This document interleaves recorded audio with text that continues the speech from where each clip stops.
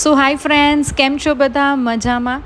તો વરસાદની સિઝનમાં છે એ કંઈક ને કંઈક સ્પાઇસી અને ટેંગી છે એ ખાવાનું મન થતું હોય છે અને રેગ્યુલર ફૂડથી છે એ આપણે બોર ફીલ કરતા હોઈએ છીએ. તો આજે છે એ આપણે કુકરની અંદર ફક્ત 5 થી 7 મિનિટની અંદર છે એ આપણે પાઉંભાજી કુકર રાઈસ છે એ બનાવી છે. યસ, લારી ઉપર મળતા એવા પાઉંભાજી કુકર રાઈસ છે એ આપણે બનાવી છે. તેની પ્રોસેસ છે એ થોડીક લેન્ધી હોય છે, પણ આજે આપણે કુકરમાં છે એ કઈ રીતે બનાવાય અને તેની પરફેક્ટ રેસીપી છે એ આપણે જોઈએ છીએ. તો ફર્સ્ટ ઓફ ઓલ છે અહીં મેં 1 નંગ બટાકું છે તે લીધેલું છે. ત્યાર પછી 1 કપ ગાજર, 2 નંગ ડુંગળી અને કેપ્સિકમ છે એ એક આખું નંગ 1 કપ કેપ્સિકમ છે એ મેં લીધેલું છે. તમે તમારી પસંદગીના છે આમાં કોઈ પણ વેજીસ છે એ ઉમેરી શકો છો. ઇવન કોઈ ના ગમતું હોય વેજીટેબલ તો તમે તેને સ્કીપ પણ કરી શકો છો, પણ લોટ ઓફ વેજીટેબલ્સ છે એ આપણે અત્યારે લઈએ છીએ. ત્યાર પછી છે એક કુકરમાં છે તેને ગેસની મીડિયમ ફ્લેમ ઉપર છે તેને ગરમ થવા દઈએ છીએ.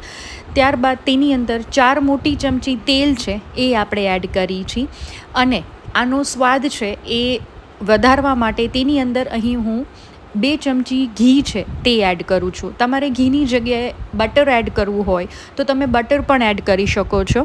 બિકોઝ પાઉંભાજી પુલાવમાં છે એ લોકો બટરનો છે એ ખૂબ જ સરસ એવો ઉપયોગ કરતા હોય છે, તો અત્યારે મેં તેની જગ્યાએ ઘી લીધેલું છે. તેનો પણ સ્વાદ ખૂબ જ સરસ આવે છે.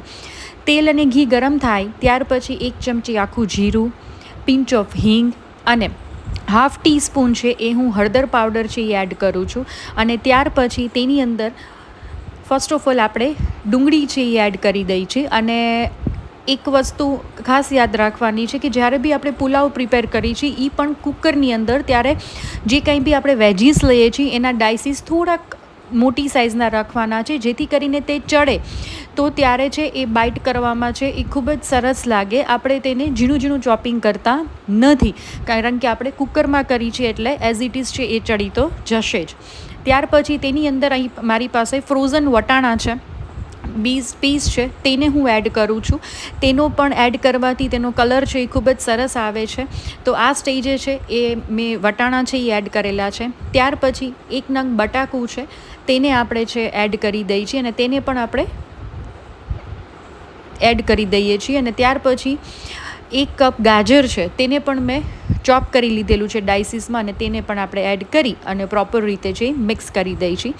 ડુંગળી ચડી જાય ત્યાર પછી આ બધા વેજીસ છે એ આપણે એડ કરવાના છે.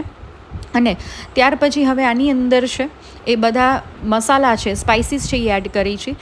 1 ચમચી છે એ હું લસણની પેસ્ટ છે એ આ સ્ટેજે એડ કરું છું અને તેને પ્રોપર રીતે છે એને સાતળી દઈએ છીએ, જેથી કરીને તેની ફ્લેવર છે એ કાચી ના રહે અને એની ફ્લેવર છે એ ખૂબ જ સરસ રીતે એન્હાન્સ થઈ જાય.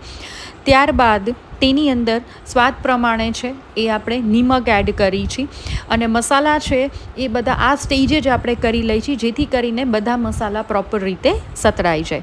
ત્યાર પછી 1 ચમચી ધાણા જીરું પાવડર અને 1 ટીસ્પૂન છે એ હું પાઉંભાજી મસાલો છે એ એડ કરું છું અને તેને ત્યાર પછી તેની અંદર 1 કપ છે હું કેપ્સિકમ છે એ એડ કરી દઉં છું અને પ્રોપર રીતે મિક્સ કરી દઈ છીએ. કેપ્સિકમ છેલ્લે એડ કરવા, કારણ કે કેપ્સિકમ છે એ થોડા ક્રન્ચી રહે તો જેનો સ્વાદ છે એ ખૂબ જ સરસ આવતો હોય છે. તમે જો પહેલાં એડ કરી દેશો તો એકદમ એ સંકોચાઈ જશે, એટલે તેને લાસ્ટમાં એડ કરવા, જેથી તેનો ક્રંચ છે એ થોડોક જળવાઈ રહે. અને તેને પ્રોપર રીતે છે મિક્સ કરી દઈ છે. અહીં મેં લાલ મરચું પાવડર છે એ નથી લીધેલું અને તમારે જો એડ કરવું હોય તો આ સ્ટેજે 1 ટીસ્પૂન લાલ મરચું પાવડર છે એ એડ કરી શકો છો. અને ત્યાર પછી છે તેની અંદર અહીં મારી પાસે 20 થી 25 મિનિટ સુધી મેં રાઈસ છે એ પલાળી દીધા હતા. અહીં મેં 1.5 કપ એટલે કે 1.5 કપ છે એ રાઈસ લીધેલા છે અને રાઈસને ફરજિયાત છે એ આપણે પલાળીને લઈએ છીએ, જેથી તેનો દાણો છે એકદમ છૂટો થશે અને ખૂબ જ સરસ રીતે છે એ તૈયાર થઈને આવશે. ત્યાર પછી આને પ્રોપર રીતે હલાવી દઈએ છીએ અને મિક્સ કરી દઈએ છીએ. હવે આની અંદર છે એ હું 1.5 કપ છે એ હું પાણી એડ કરું છું. જે કપના માપથી આપણે રાઈસ લીધેલા છે એ જ કપના માપથી આપણે પાણી એડ કરી છે અને અહીં 1.5 કપ રાઈસ છે તેની સામે 1.5 કપ મેં પાણી લીધેલું છે. આપણે જરા પણ પાણી છે એ વધારે લેતા નથી, તો આપણો જે રાઈસ છે એ છૂટો નહીં થાય.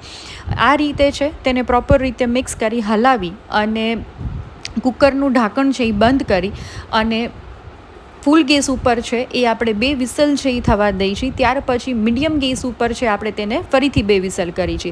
તો 4 વિસલમાં છે આપણો પાઉંભાજી પુલાવ છે એ રેડી છે. તમે જોઈ શકો છો કે આપણો ખૂબ જ સરસ અને એક દાણો છે એકદમ છૂટો તૈયાર થઈ અને આપણા કુકરમાં છે એ પાઉંભાજી રાઈસ છે એ રેડી ટુ સર્વ છે. તો ફ્રેન્ડ્સ, તમે પણ છે એ ચોક્કસથી આ રેસીપી છે એ ટ્રાય કરજો અને મને કમેન્ટ સેક્શનમાં ચોક્કસથી જણાવજો કે રેસીપી છે એ કેવી લાગી. તો આ રાઈસને છે તેને આપણે ગરમા ગરમ છે એ આપણે સર્વ કરી દઈએ છીએ. અને આ સિઝનમાં છે આવું ટેંગી અને સ્પાઇસી ખાવાનું છે એ ખૂબ જ મન થતું હોય છે. તો તમે પણ તમારા ઘરે ચોક્કસથી ફક્ત 5 થી 7 મિનિટમાં છે આ રાઈસ તમે ચોક્કસથી ટ્રાય કરજો. સો ફ્રેન્ડ્સ, મારી ચેનલને સબસ્ક્રાઈબ ના કરી હોય તો ચોક્કસથી મારી ચેનલને સબસ્ક્રાઈબ કરી દેજો. આવી અવનવી રેસિપીઝ છે એ હું તમારા માટે લઈને આવતી હોય છું અને ઉપરથી તેને છે એ આપણે કોથમરી વડે ગાર્નિશ કરી છે. તો થેન્ક યુ ફોર વોચિંગ.